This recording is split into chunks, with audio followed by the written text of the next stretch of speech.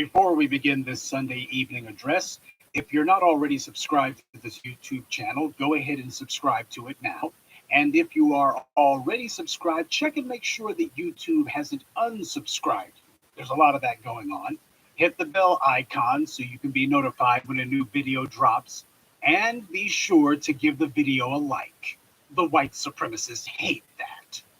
Now, that said, the white media attempted to ignore the lynching of Ahmaud Arbery.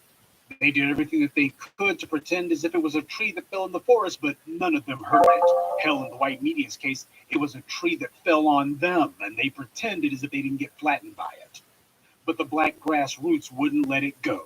And now that the two inbreds, Cletus and Enos, who murdered Ahmaud Arbery, are behind bars, at least waiting until trial, now the white media is attempting to try to figure out how to push a narrative that would muddy the waters and try to create some sort of gray area. It's a matter of keep some sort of deception alive. The inbreds who murdered Ahmaud Arbery, they had tried to justify this lynching with the asinine, ridiculous claim that, well, there had been all of these recent break-ins and burglaries in the area. That was their talking point. That was their defense. And that's what the DA in that area, that's what he said too. That their whole lie, all of them on code. Here's what the story is, guys. Here's our cover story. There have been this rash of break-ins recently. Oh, for the last week or so, the last couple of weeks, it's just been a shooting gallery of theft and people just breaking into houses and stealing things and cars getting broken into. Oh, it's just been going on. Just a recent rash of break-ins. Like every day, somebody else's car is getting stolen. Someone else's house is getting broken into. That was the story. That there had been a recent rash of break-ins. Keep in mind, they carried out the lynching on February 23rd.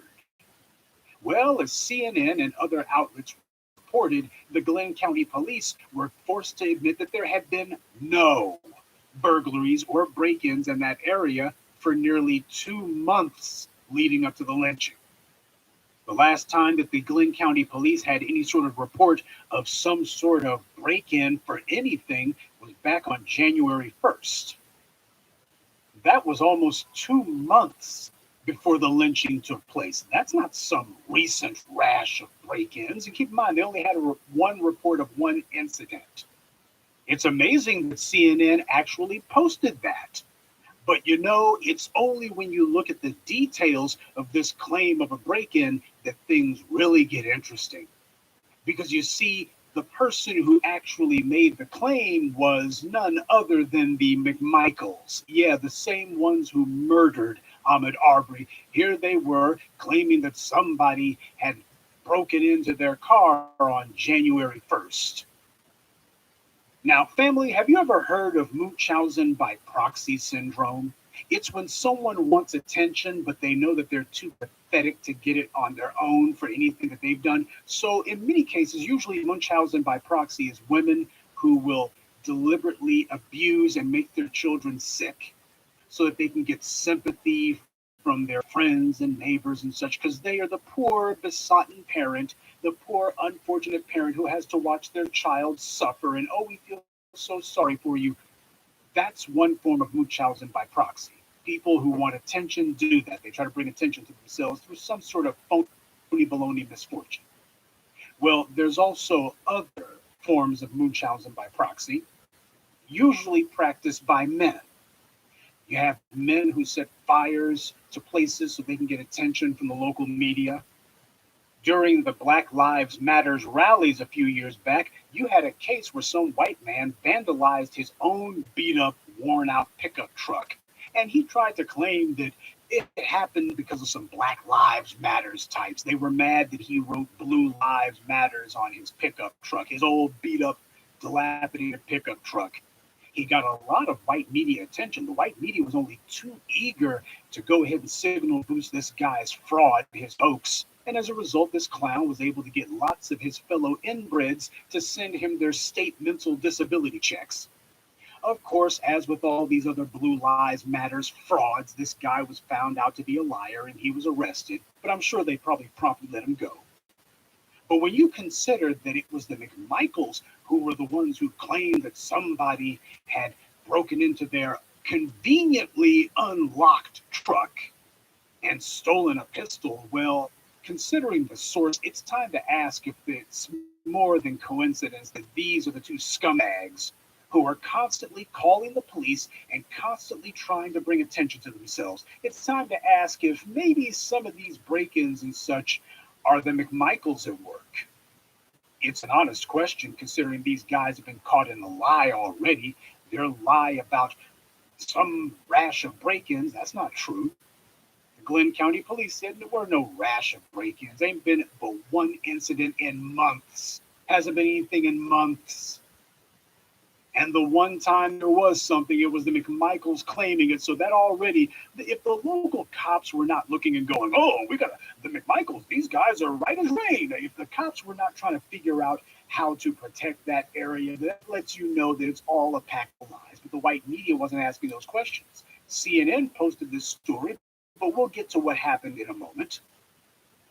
But the fact that they were caught in a lie, the police department, the same police department who refused to prosecute them, also is the same police department who had to admit the story about a rash of recent break-ins is a lie. First of all, there was no rash of break-ins. Second of all, they weren't recent. The one break-in that there was months ago, 2 months before the lynching. If there had really and truly been some recent rash of break-ins, don't you think that these clowns would have had their pickup truck locked? If there had really been just this flood of break-ins and burglaries, man, you can't even turn your back without your pet dog or pet cat turn up missing. If things had really been like that, don't you think everybody would have had their doors and windows locked, and they would have made sure that their vehicles were locked too? Yeah, there's been a recent rash of break-ins, so I'm going to leave my pickup truck completely and thoroughly unlocked, and I'm going to make sure to leave valuable things in it, because after all, who would want a pistol? Nobody would actually sell a pistol at a pawn shop or anything. God knows you can't find any pawned-off pistols at a pawn shop. This story doesn't make any sense, but it's not meant to make sense. White supremacy basically gets to get away with any lie. Any flimsy lie will do.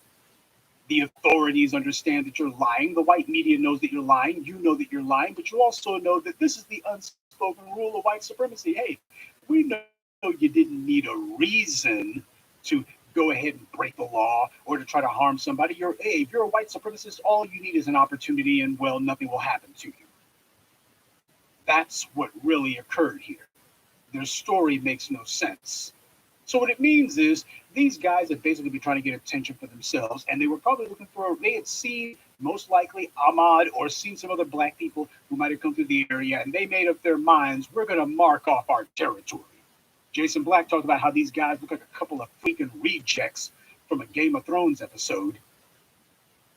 Yeah, what you got is you got Cletus and Enos reverting to their primordial Neanderthal state. But the fact that the police not merely contradict, but the police completely and thoroughly disprove and debunk their lie, which is the entire basis for the lynching.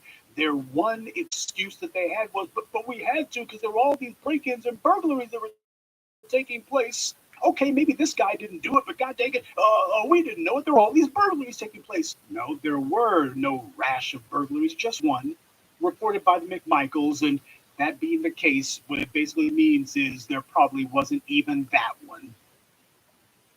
So the McMichaels lie has been completely and thoroughly disproven, and by the police no less. That should have been reported and repeated wall to wall. All the white media should have carried that. That's a bombshell. That blows their entire phony baloney story up. The white media should have been on it, but they were looking going, no, we don't want to reinforce that. At the very least, Slee's Merritt should have been making an issue out of it, but the white media didn't, and of course Slee's Merritt said nothing about it. The only ones who did, the black media. Jason Black posted a link to this very CNN story on his Twitter page a little before 1:30 p.m. on May 8th, and I and many others reposted and retweeted it.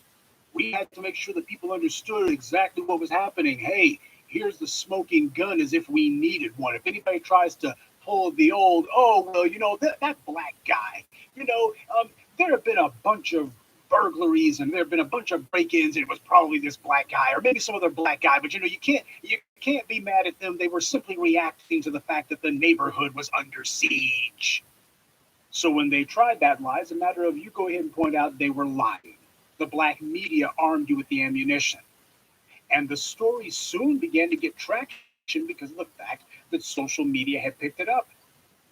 You had a Fox News affiliate in Columbia, Missouri, who reported on it at 3:12 p.m., a few hours after the black media is. They're slow on the uptake.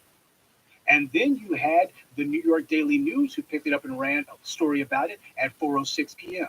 So people were understanding that the McMichael story about some string of recent break-ins was, like everything else these white supremacists say, a complete and total lie. Their story was unraveling and happens to be falling apart. The more that we look at these clowns, the more it becomes obvious, yep, this is just like all these other killings of unarmed black people. Just some white supremacists who thought that they saw an opening, thought they saw a soft target, and decided, here we go. Social media was spreading the truth about this story. And CNN noticed this too. Because at 7 o'clock the next morning, while most other people were sleeping, CNN not only changed the headline of that story that Jason had linked to, but they also changed the entire story itself. Now, the article that CNN posted was no longer about the killers having been caught in their lie about a rash of break-ins. Now the story was totally the opposite.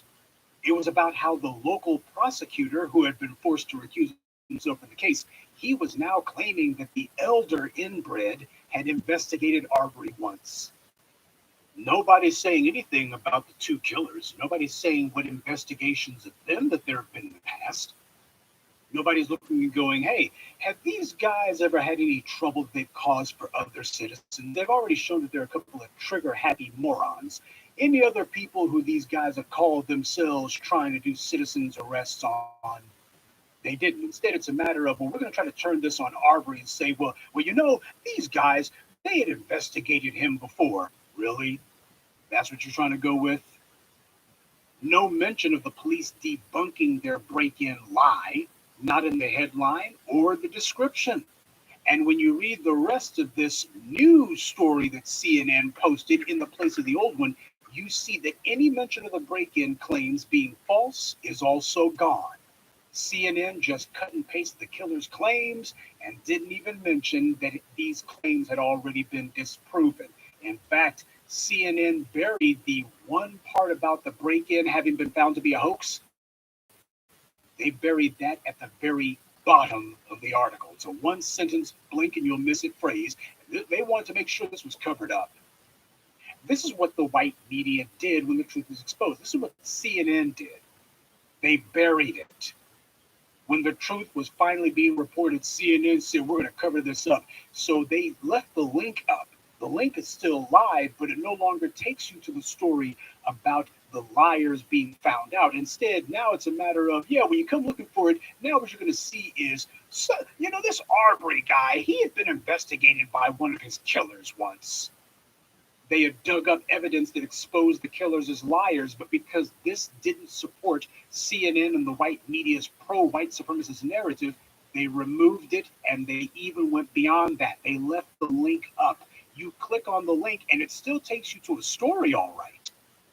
Now the story is no longer about how the killers have been found out to be liars. Now the story is, they looked at Arbery one time. Arbery had a brush with the law, and wouldn't you know it, it was either Cletus or Enos. We can't remember which one it was, but it was one of these two, Mutt and Jeff, one of these clowns who apparently called himself trying to hem Ahmaud Arbery up. They wrote an entire article that told the truth. Then CNN erased it and put up a pack of lies. This is deliberately misleading people. It would be one thing if the link was dead, but they didn't do that.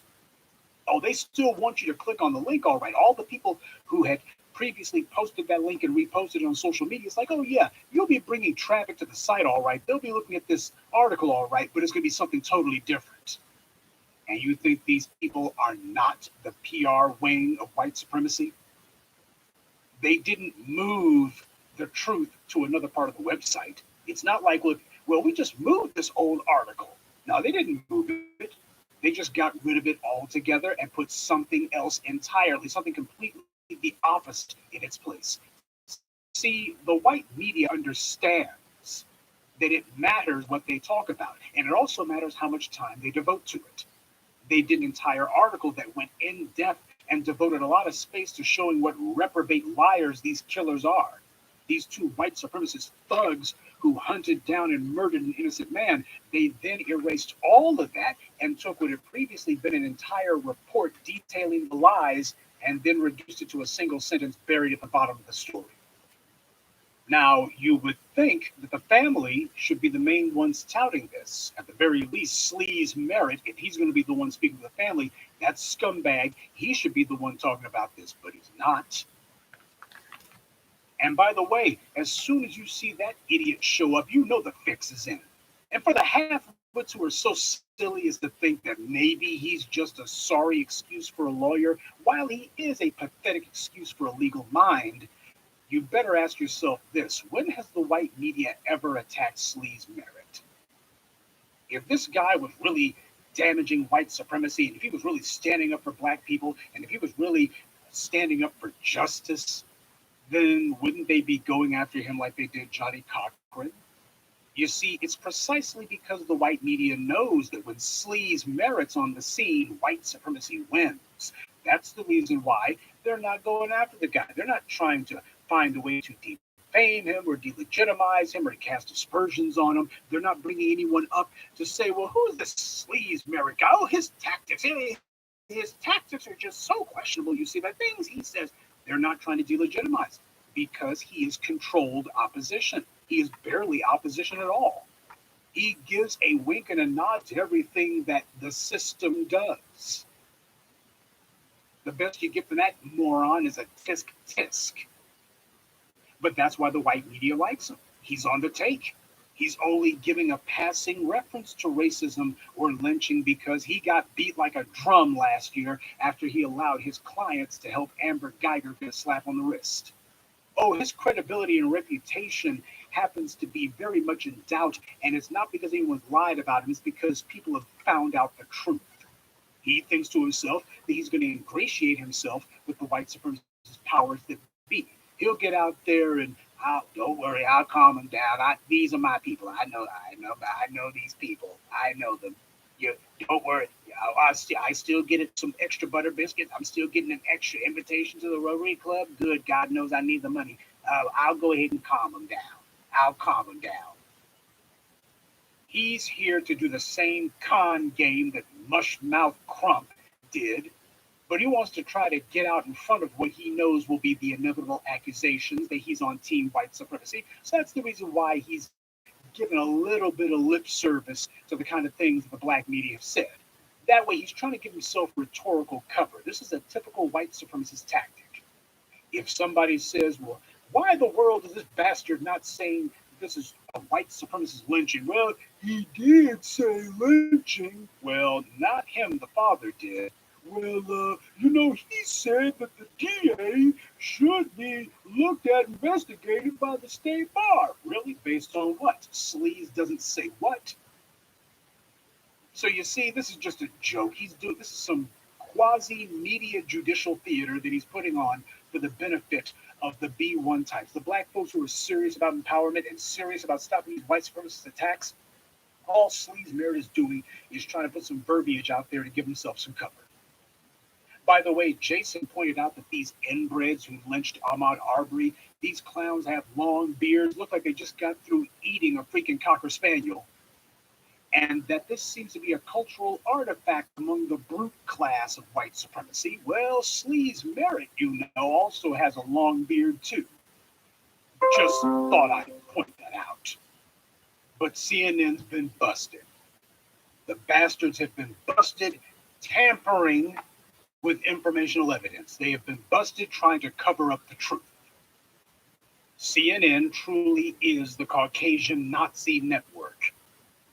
I wasn't joking when I said that before. These guys are the PR wing of white supremacy. They understand that their job is to cover for the anti-black killings that take place in this country. Their job is to try to find a way to get the killers off the hook because there is a status quo that must be maintained, and they don't want any cracks in that wall.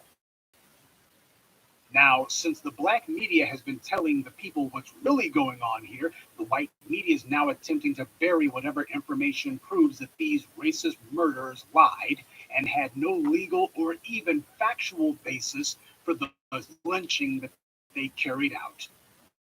CNN has now moved their story about the Glenn County Police reporting that there had not been any rash of break-ins, and they completely changed the story to a suspect in the killing of Ahmaud Arbery was involved in a previous investigation of etc.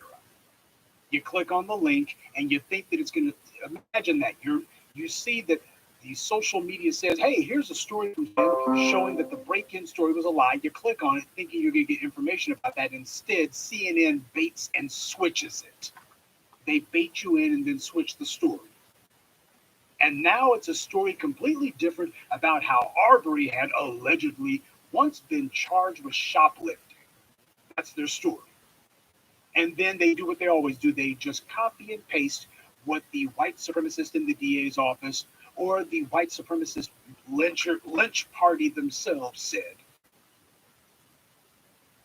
CNN knows exactly what they're doing with something like this. They knew that people would pick up the story about the burglary claims being false. People would post it. And when they did, it's a matter of, okay, now we're going to see if we can trick you. The white media realizes that they lost control of the narrative on this one. They've lost the initiative, and they've been scrambling ever since to get it back. The murderers have been arrested, which CNN didn't count on. Oh, what they thought they were going to do was, oh, how very sad.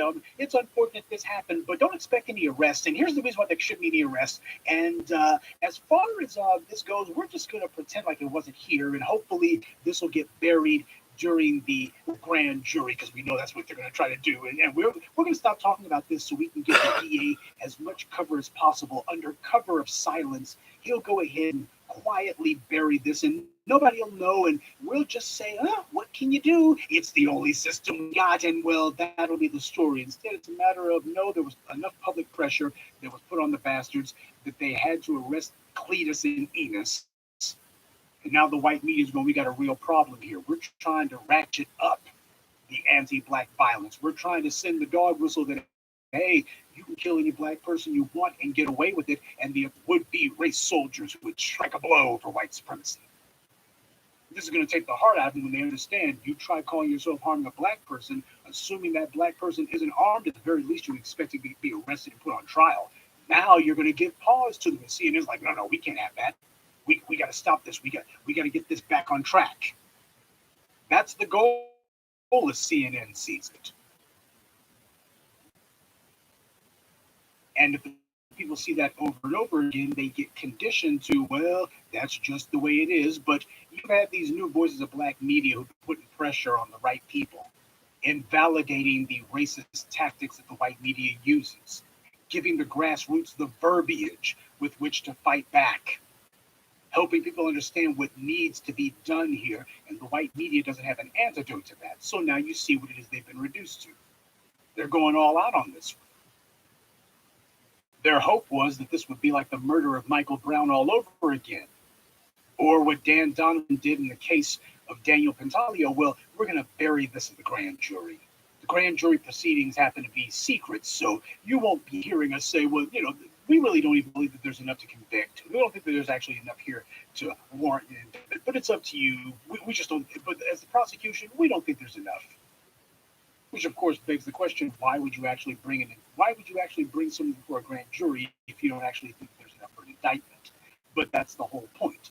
The point is supposed to be behind closed doors, so nobody can see that these guys are giving a wink and a nod, and well, white supremacy wins again. But the more that people talk about this, the more they find out about Cletus and Enos, the more they find out about the lynching, the more that people see that their story is already falling apart for the few slow wits out there who actually wanted to believe it. Now even the cops are having to say, even the enforcement arm of white supremacy is having to admit, no, that rash of break-in story wasn't true. They were lying. So now the more the public finds out, the less likely that you're going to be able to get a grand jury who will overlook this one.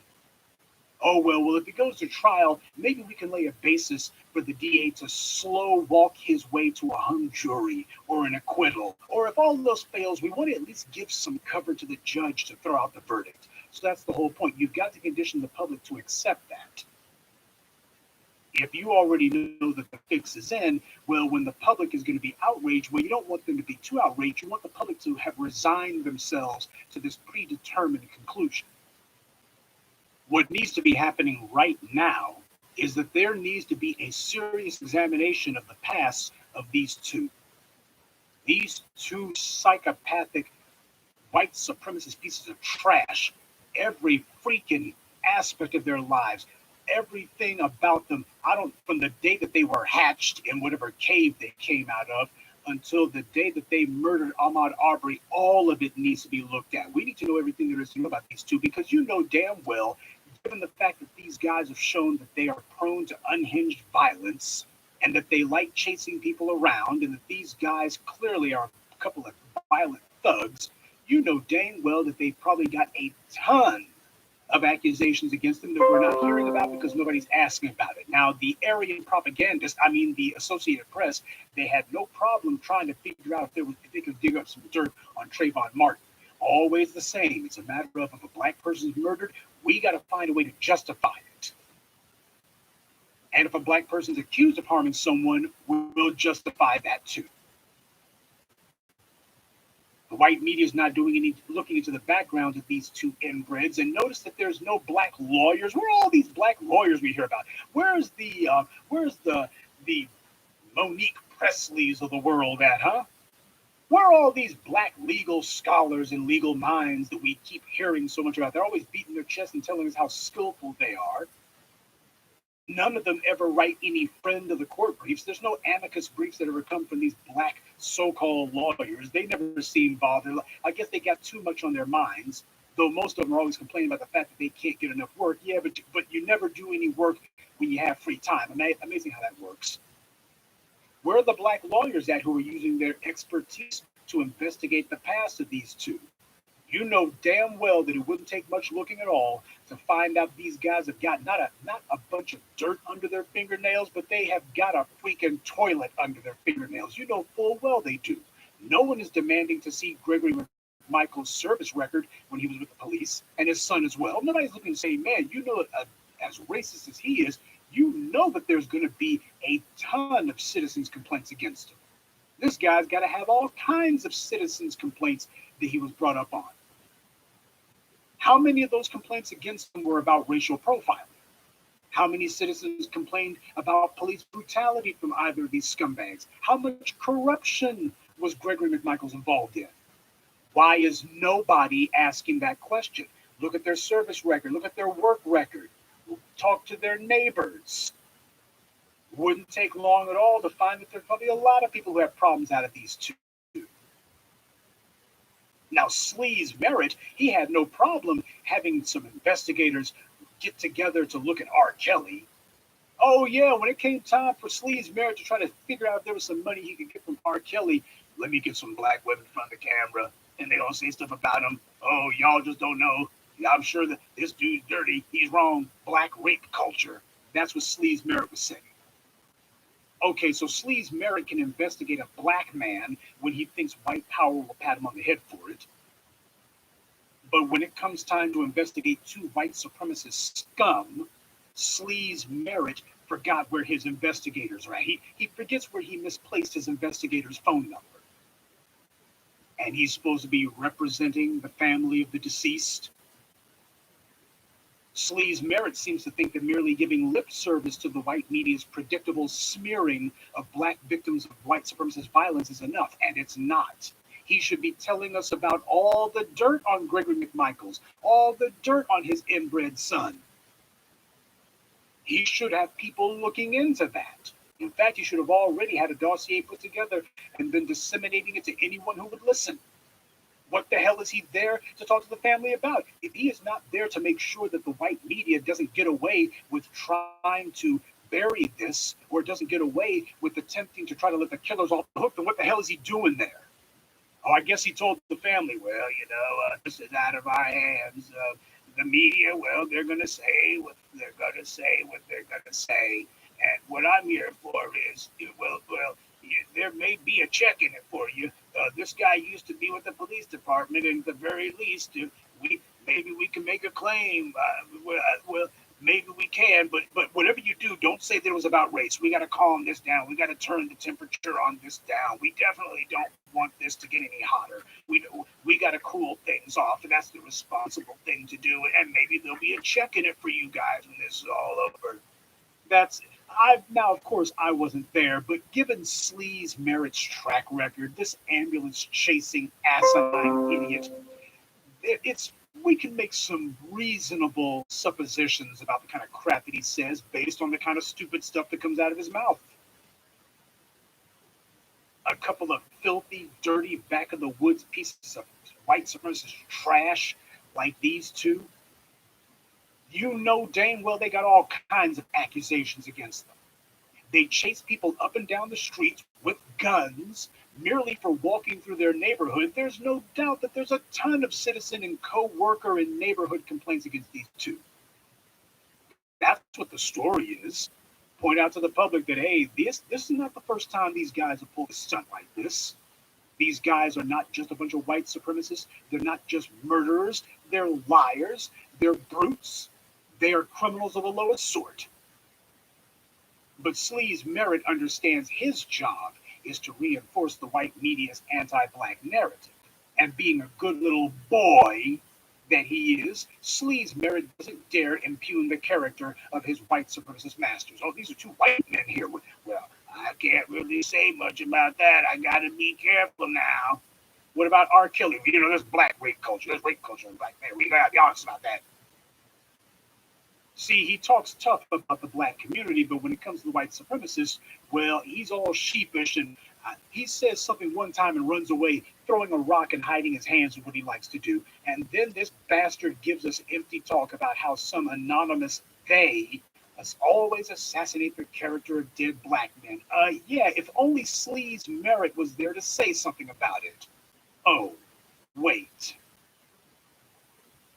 Family, you got to stop falling for clowns like Sleaze and Mushmouth Crump who give phony, insincere complaints, I put complaints in quotations, about how black victims of white violence are always reported on as if they were the perpetrators, because the black media has been pointing this out, except the difference is the black media has actually been going after the killers and exposing their criminal records, exposing their past, and making it clear to everybody, hey, this is who Daniel Pantaleo is. This is who George Zimmerman is. This is who Amber Guyger's is. This is who she likes to pal around with. We've been digging up the dirt on the bad guys and exposing them. What's been stopping Sleaze Merritt from saying anything? Don't let these scumbags talk around the freaking truth. If Sleaze Merritt truly does understand that the white media always uses the murder of black people as an opportunity to smear the victims, if he truly understands the white media's anti-black racist tricks, then why is it that he never uses any of his TV appearances as an opportunity to educate the public about all the dirt that the McMichaels have done? There never seems to be any of these anti-black murders that occur where Sleaze Merritt says, let me tell you about Amber Guyger's. Let me tell you what we found on her social media.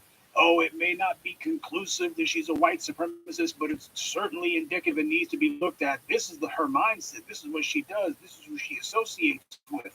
And only a fool doesn't judge a person by the company they keep. That's not what Sleaze Merritt says.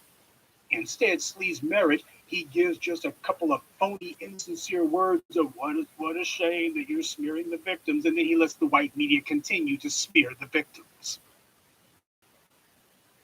You know the white media is not about to actually expose these anti-black murderers. The white media is not going to do that.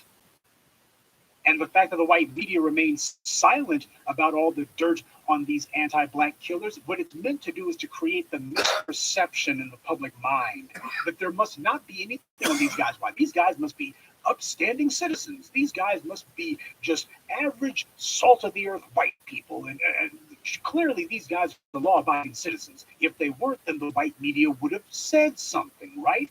Yes, CNN would have posted an article pointing out that the police say that their story about a rash of recent break ins is a lie. That is, unless you look for it now. Sleaze Merritt, time and again, has allowed this to happen. The first thing that any so called lawyer for these families is supposed to do is to make sure the public understands that these white supremacist killers are criminals.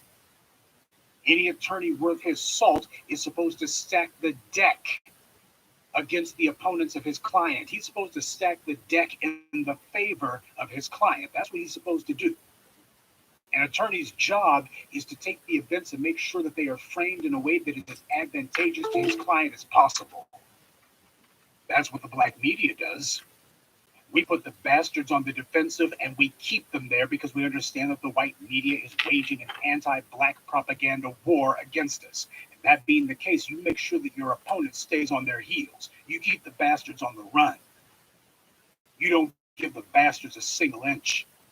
We don't let the white media get away with not telling the public that George Zimmerman was a career criminal years before he murdered Trayvon Martin. We don't let the white media get away with not saying that Daniel Pantaleo had numerous civil judgments against him for police brutality and racial profiling years before he murdered Eric Garner. The white media saw Michael Slager gun down Walter Scott in cold blood, and then they lied and claimed that Michael Slager had a clean service record. Well, who told you that? His police department did, and the police wouldn't lie, except they did lie. The black media exposed Amber Geiger's social media ties to all manner of anti-black racists.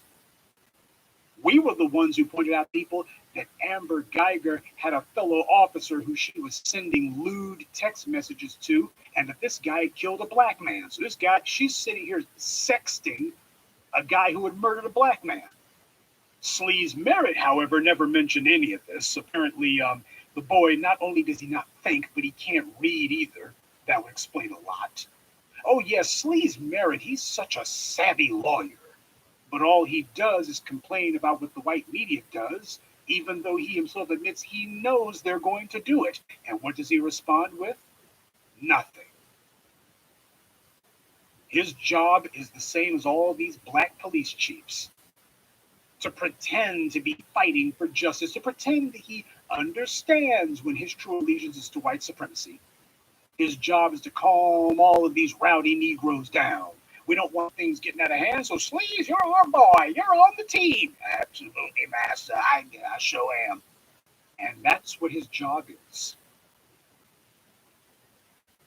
These clowns calling themselves lawyers, they pretend to be fighting for justice when in reality, the only thing that Sleaze Merritt and Mushmouth Crump are fighting against is us. So you can miss me with Sleaze's pathetic lip service about racism and lynching. He says it one time at 1,000,000 miles an hour in an attempt to try to fool us. I guess our heart's supposed to go pitter-pat because black people have a very bad habit of if somebody even pays us the slightest lip service, we read all sorts of things into it that aren't really there. I don't want no damn lip service. I ain't looking for lip service. I'm looking for action. And lip service is not an action. Don't sit here whining about, oh, how sad that the white media smears the victims of anti-black violence. All I want to know is what the hell are you doing to confront the bastards over it? Sleaze's case, nothing. And the family doesn't seem too bothered by that. Setting social narratives that are meant to do engineering of the society so white supremacy always gets its way. Now, since there is a racial hierarchy in place, that is the American social order, you got to make sure that black people are held in place. But how do you do that? Well, the main means by which you do that is violence. You make sure that there is a dedicated violent apparatus, men with guns who the society allows to kill at will, but that's not enough. You also got to make sure that citizens on the street also have carte blanche to kill black people with impunity. And that's the key thing, with impunity. It's not enough that they be able to kill. It's a matter of there will be no due process. If they kill a black person, well, that's a victimless crime. We let them do that for free. But in the last 10 years, there's been the rise of the new voices of black media, and we have been taking on the white supremacists, and we have been doing it from the grassroots. As a result, the white media's bag of tricks is becoming less and less effective. Some of their tricks just aren't working at all. But that's not to say the bastards aren't trying. The white media is not telling you the facts. We can use the murder of Ahmaud Arbery as a case study in this. Fact one, they're reporting Cletus and Enos's citizens arrest lie as if there was something basically valid about it. They're not challenging it. They're not even examining it. They're just saying these guys say citizens arrest, and the DA said that it was fine, and that's all there is. The DA's refusal to arrest these two inbreds was based on that legal claim.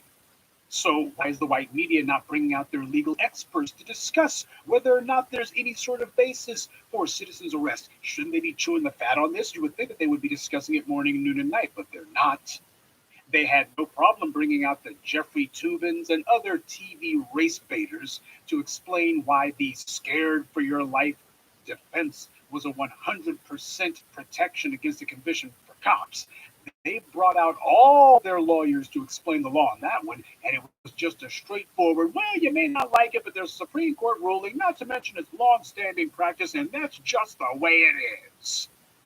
Yeah, that was what they wanted to reinforce. That was a narrative that they wanted reinforced. So CNN, ABC, MSNBC, all the white media got on code.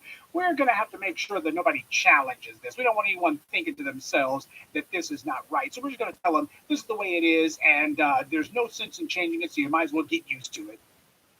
But now, all of a sudden, the same white media that was so eager to lecture the black community about the complete and thorough inviolability of scared for your life if a cop invokes it. Now, all of a sudden, they can't find anyone to speak on citizens arrest. They forgot where all of their legal experts are hiding at. Sleaze Merritt will barely even address it. He barely even mentions it, and he won't call the white media out on it. He's not challenging the white media. He pretends as if, oh, I don't like the way that the white media is talking about my client, the deceased Ahmaud Arbery. I don't like the way that they're doing that. Yeah, but he's not challenging them on it now, is he? Oh, you've seen his phony tough talk that he's tried to do, where he'll say one or two words that will fool some of the weak-minded among you. You look and go, wait a minute, didn't he say something about lynching? Didn't he say something about the DA should be sent before the bar disciplinary committee? Please, coming from Sleaze Merritt, that carries absolutely no weight. His fake tough talk doesn't fool me because the bastard wasn't talking like this in Dallas or any of the other cases where he slithered out of his hole in search of some cameras that he could sit in front of. I pointed out that the family of Ahmaud Arbery was only giving lip service to the white supremacy and racism that took his life, and that this is exactly the kind of weak stance that we cannot afford at a time like this. They talk about how black families deserve justice. Well, that being the case, they need to be leading the charge on this, putting a face to the survivors of the victim of white violence. One of my followers on Twitter, who was clearly triggered, apparently this person took exception to my pointing this out, and they tried to argue with me, believe it or not. Some folks never learn. And this person said that, well, maybe the family's attorney was the one who told them not to make it about race. It was probably the family's attorney. First of all, if you don't have any evidence, you really shouldn't be making asinine assertions like that. Secondly, if this person had done a mere 2 seconds of Googling, or if they bothered to read any of the other posts that I and about 1,000 other people have been putting up, he would have seen that Sleaze Merritt was the one misrepresenting the Arbery family. If this family truly wanted to make this solely about race, that's their call. And I advise this person that any attorney who would tell his clients to lie is betraying his client. We know the bastards had means and opportunity to murder him. We saw them do it. White media would love to try to leave some sort of gray area for the motive. That's the main thing. Why? We can't know what's in his heart. We don't know what they were thinking. Yeah, but they never say that about black people who are accused of a crime. Nobody ever said about the Central Park Five, well, we don't know what they were thinking. We don't know what was in their hearts. They damn sure didn't say that about O.J. Simpson. They never say that about any black person. That black man who was accused of shooting up that synagogue in New York a couple of months back, nobody was saying, well, we don't know what was in his heart. We don't know what he was thinking. They never dragged that line out where a black suspect is concerned. But if you're somebody who murders a black person, before they even say what your name is, there was a white man who killed a black person, and his name, well, we don't know what his name was, but it doesn't matter. What matters is we don't know what is in his heart, and you can't say that it was racism because you don't know what he was thinking. That's why it's dangerous to give the white media cover to move forward with their narrative. You got to jam the bastards up from the beginning.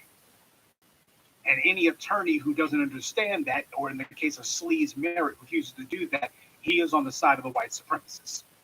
However, regardless of my misgivings and doubts and issues regarding certain actions of the people who are supposed to be fighting for justice in this case, I nonetheless, as part of the black media, I'm going to continue to monitor this situation and to speak on the anti-black double standards going on. We're going to continue to call things out because unlike Mushmouth Crump or Sleaze Merritt, we're on the side of black people. And I don't have any clients in this case other than the collective good of the black collective. That's my client. And I vigorously represent my client. I make sure that the deck is stacked in the favor of my client. I understand what's happening, but as for justice, that would begin with the family making it crystal clear what the injustice was. The family making it crystal clear that we are going to be pointing out exactly what happened, and we're also going to be making sure that the bad guys are on the defensive and stay there. One of two things is going to happen. Either a clear picture of an anti-black lynching is going to take place, or the white media is going to smear and blur the picture. And factually, they're going to go beyond that. Once they've smeared and blurred it, they're going to then tell you that the blurry splotch of nothing you're looking at, well, it's a gray area here. We don't know what happened, but you know, you can't say that it was racist because, hey, take a look at this. You see the picture so blurry. So, hey, we don't know what it was. They'll do what they've always done. Tell you that you did not see what you clearly saw. You saw the video of Ahmaud Arbery being murdered. You saw these bastards stalk him. You saw them pursue him and chase him. You saw them corner him, and then you saw them gun him down. And the white media's job is to tell you that you did not see what you clearly saw. And even if you did see it, well, it's probably not illegal. Yeah, it's not illegal if a white person kills a black person. But I can tell you right now, if Ahmaud Arbery was the one who decided that he was going to go hunt some white man going through his hood, then the white media would be asking, what about his father? And what's going on in the black community? And you need to bring some black preachers out here to apologize for this. And what the hell's wrong with you people? That's what the story would be. And nobody would be saying, well, you know, it's not clear if he can be indicted. We're not sure if he can actually be found guilty. Instead, the white media template is to ignore the laundry list of crimes and various offenses that these white supremacist perpetrators of anti-black violence carry out. And there's also the MO of these corrupt shysters like Sleaze Merritt. None of this actually gets addressed because white supremacy, white media is playing out a script. And each one of the clowns that they put on the camera, these are the actors that they've got acting out their script.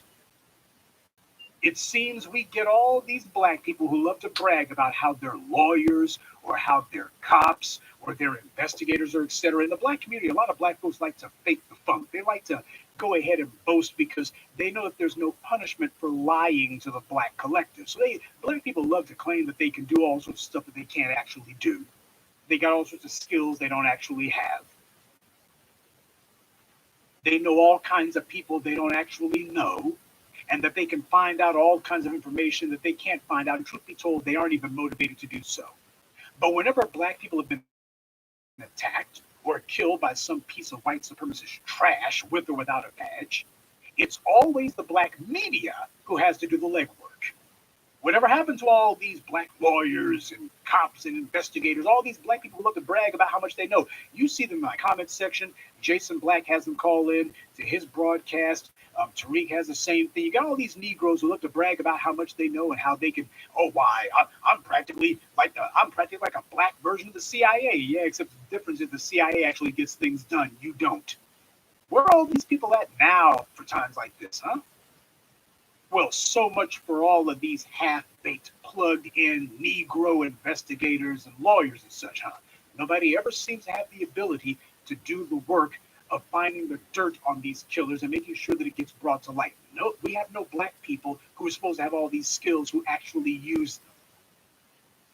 Tells you a lot, doesn't it? Neely Fuller said that white supremacy believes in controlling both sides of the conversation. And when Sleaze Merritt comes on the scene, you see that he's their sock puppet, chosen to pretend to be against the murderers, when in reality his job is to help get them off the hook and help perpetuate the lie that, well, we keep trying, but these guys just can't be touched. Well, don't worry, Sleaze will get out there and he'll say how unfair it is and how wrong it is and how, well, it seems like, that's what that bastard said in a prior video. That's what the kind of talk you can get from these clowns who you know are on the take. Well, it just seems like black people can be killed with impunity. It seems like it's almost legal now. That's how you can tell. Yeah, can't go too far because I don't want to give any of the white supremacists, really the casual racists, any heartburn. So we're going to go ahead and say, well, it seems like that, but we don't want to say that it is like that. Because his job is to moderate it. His job is to find a way to equivocate it, downplay it, water it down and dilute it and tell you it's not as bad as all that. Only the black media is fighting for the rights of black people, starting with the right to live. Only the black media will dig up the truth on the white supremacist trash and make sure that you know about it. But you have got to do your part. You cannot sit back and think that someone else is going to fight for your freedom for you. You cannot listen to a podcast or two and think that that's all you have to do. You won't be able to hand the ball off to someone else and that they're going to be the ones who bring it home. It don't work like that. If you are not an active participant in your own freedom, then you will become a casualty of white supremacy. If you do not fight for black empowerment, then you will not have black empowerment. Simple as that. Nobody and nothing else is going to bring black empowerment to pass. You don't think to yourself that if white supremacy collapsed today, the black empowerment would be the order of the day the next day. It would not. Black empowerment is something you're going to have to work for and fight for and put in sweat every day in order to build. Defeating white supremacy is simply the first. The white media used the wealth of slavery to create a billion-dollar propaganda machine that they call their media, and then it has subsidized that media with black bootlicks who pretend to speak for us. Controlled opposition just in case black folks start pointing and going, wait a minute, that stuff you guys are saying, that's a total lie. Well, don't worry. We got some Joy Reids and some roly-poly Martins. And hey, we also got a couple of black lawyers, a Sleaze Merritt or a Mushmouth Crump or a mumble mouth Moore. We got some of these black lawyers, and that's good enough, right? And many black people will settle for that because as far as they're concerned, it's too much trouble for black people to have our own media. Now, you see, the white supremacists, they demand a media that says exactly what they're thinking. Black folks, on the other hand, are trying to figure out how to reform the Caucasian Nazi network. How do we redeem nothing but Caucasians? I mean, I'm NBC. Black people are the only ones silly enough to think that. The white media and its black operatives are all beneficiaries of white power. White supremacy pays their bills and funds their operation. Black media, on the other hand, is strictly grassroots. We go in on the bad guys because that is our mission. That is our raison d'etre. That's the only reason we exist. We work for you. We're not playing some angle trying to figure out if we can get a weekend gig on MSNBC. Ain't that right, Roly Poly Martin?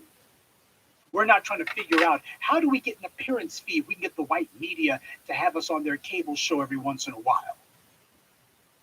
If we stay on their good side and don't say anything that displeases them, why, they'll bring us on and pay us $1,000 or so, maybe a little bit more than that, for every time that we appear on their show, and that's good enough. We'll go so far, but only so far in our denunciation of white supremacy. We know what kind of language we better not say. We'll play the game. We'll play the game. Hey, and they'll let me plug my new book.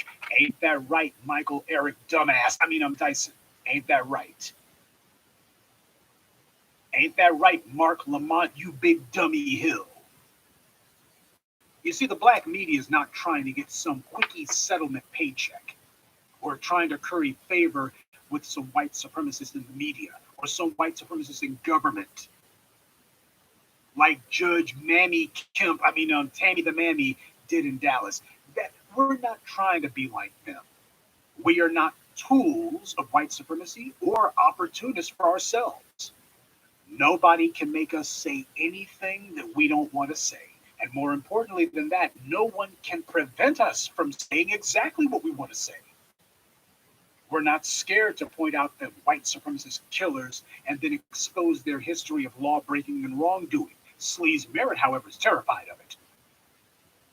As the black media, we understand that the white supremacist trash like the McMichaels and the police and the white media, that these guys are all working as a team. They will try to justify the murdering of black people by demonizing the victims and will totally ignore the murderer's past, no matter how recent or relevant it is. This is the white media's standard operating procedure, and we're here to push back. That's why it's so important to get ahead of the bastards and make sure that whenever there's a killing of a black person, you immediately put all of the white supremacist race killers' dirty laundry out there. You put those bastards on Front Street. You set them out like the racist whores they are.